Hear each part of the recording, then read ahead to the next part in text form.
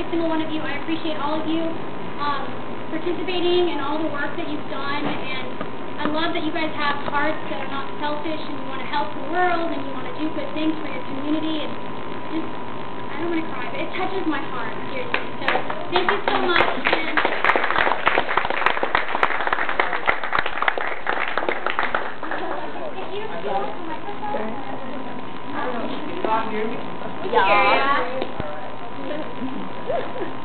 I do have some information. Actually, after Ruth was asking me to come here, she asked if I was going to have a PowerPoint presentation or something to send out. But fortunately, I responded to her by saying no, because I didn't even think about it. And I have 2 or 3 PowerPoint presentations. So next time when you have a group gathering, I'll be happy to send you the stuff so you guys can review it at your leisure.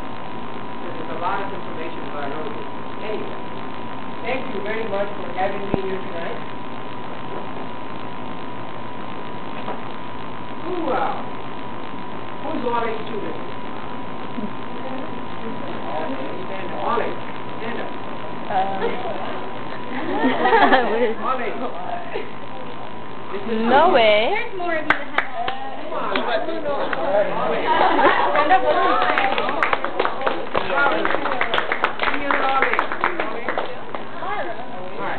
Myra. She knows Who you. has the most involvement in your student activities, like different organizations that you belong to? Myra.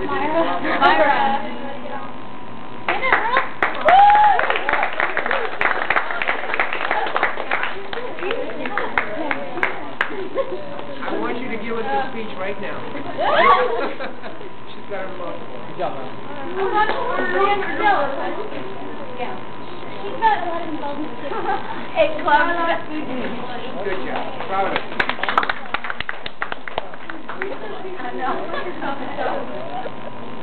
Who has struggled the most in school? What I mean by that, you know, we all go through hardship in life. Family, health, sometimes our financial condition, sometimes illness, sometimes pressure from friends, sometimes even your own outlook on life. And it drags us down. I want to recognize that person who you all think has had lots of problems last year, and that person is still sitting amongst you tonight. Who would that be? Most hardships. I think that's all of them.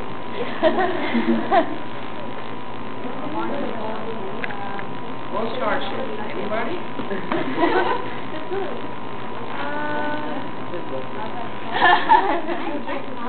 Don't be bashful. Don't be bashful.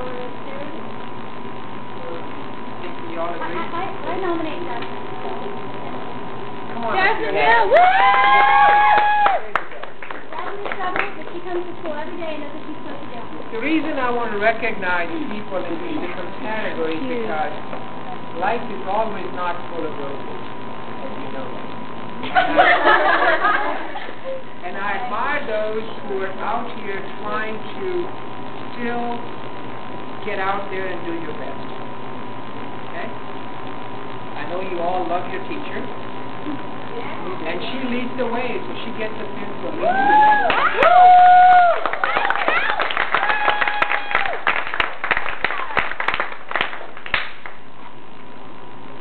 Rotarians. And this is for your principal because I know he's a great leader.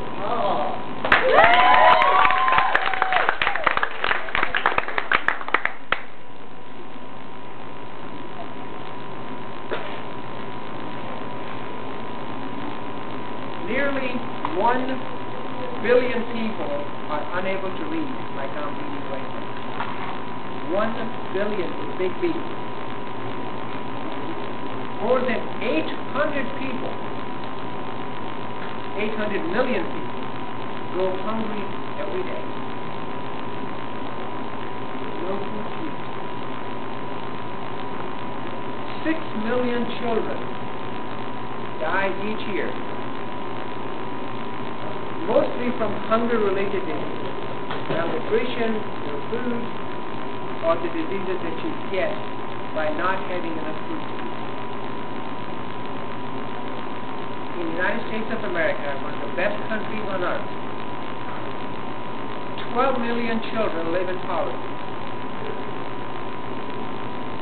More than 2 billion people in this world don't have clean drinking water.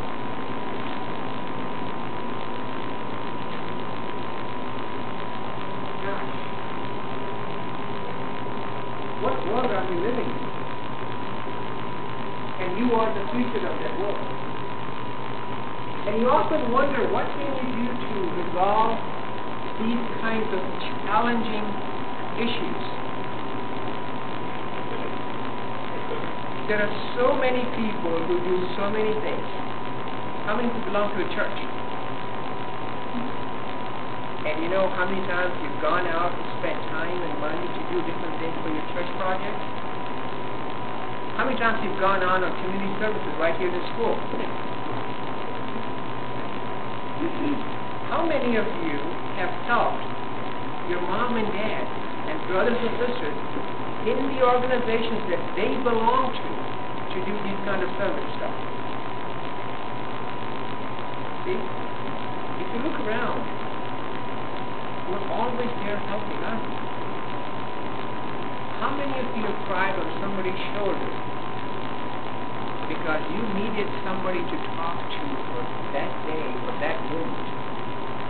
And we have a friend, don't we? We have a friend. And how many of you feel strongly that you can go home tonight, besides your teachers and principals, that I know you're very close to? You can go home tonight and talk to your mom and dad and share what's bothering you. Friends, family. Well, Rotary is a family. It's a family of people who believe in themselves, who believe that they are blessed. They are blessed because they were given the opportunity to come to this world healthy. I'm sure we know somebody in this world who came with something less than what we all expect. It's not that person's fault. And it becomes a challenge for them to live. We also know people who are beautiful singers. Anybody sing around here? Good singers? We also know people who are good dancers, right? What did Michael Jackson do? What did Oprah Winfrey do? What did Yao Ming do to get that kind of publicity, honor, respect, and money? God has given us talent, and then we learn in school, through each other, through parents, through teachers, and develop that talent. Rotary International believes that each one of us can make a contribution in somebody else's life which is not as fulfilling, which is not as strong as yours and mine. And it's all relative, isn't it? Until you go to a country, how many of you travel to another country out of the United States of America? I'm sure you can relate to an experience. I know I do. Every time I go out of the country, and I travel a lot, I want to go home. I want to come to good old USA. It's what we have. It's what we believe in. And Rotary International says, let's get these people together and let's form an organization. That was 101 years ago.